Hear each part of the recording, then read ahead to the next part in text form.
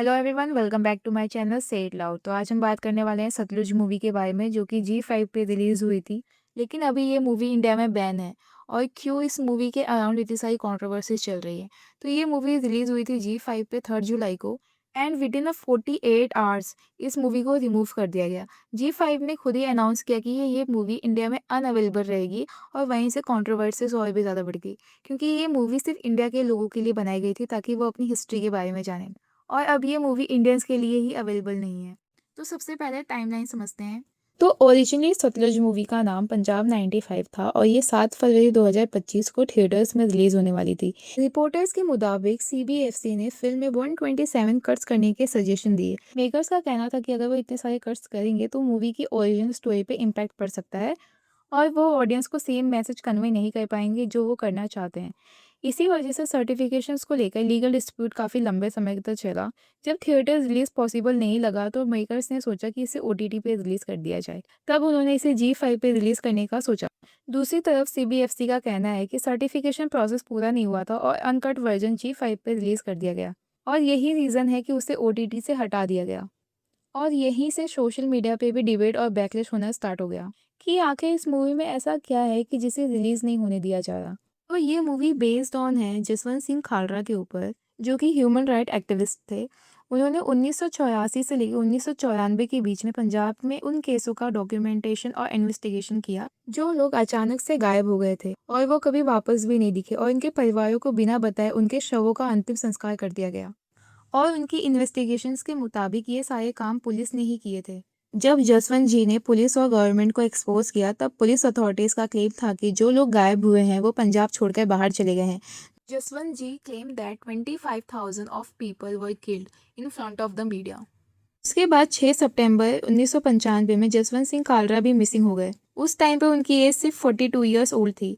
कहा जाता है कि उन्हें उनके घर के बाहर से ही किडनैप किया गया। उसके बाद वो कभी भी वापस नहीं आए। ही प्रेज्यूम टू बी मर्डर, लेकिन उनकी बॉडी कभी भी नहीं मिली। इस केस में 6 पुलिस ऑफिसर्स के खिलाफ में चार्जशीट फाइल की गई और सालों तक लीगल बैटल लड़ने के बाद में कोर्ट ने ऑफिसर्स को दोषी ठहराया। ये केस सिर्फ एक इंसान के मर्डर का नहीं था, ये पुलिस अकाउंटेबिलिटी, ह्यूमन राइट्स और जस्टिस की लड़ाई का एक बहुत बड़ा सिंबल बन गया। इसी वजह से आज भी जसवंत सिंह कालरा का नाम उन लोगों में लिया जाता है जिन्होंने सच के सामने लाने के लिए अपनी जान तक कुर्बान कर दी।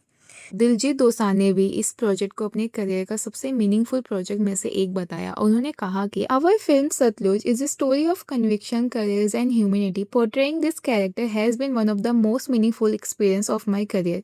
इसलिए सपोर्टर्स का मानना है कि ये सिर्फ एक कमर्शियल फिल्म नहीं बल्कि डॉक्यूमेंटेड हिस्टोरिकल इवेंट से इंस्पायर्ड एक पॉलिटिकल ड्रामा है। मूवी के बैन के बारे में सीबीएसई ने कहा कि ये फिल्म जिस टाइमलाइन को बताती है, यानी कि 1980 से लेकर 1990 के पंजाब के बारे में, वो टाइम हिस्ट्री का एक बहुत ही ज़्यादा सेंसिटिव पीरियड था।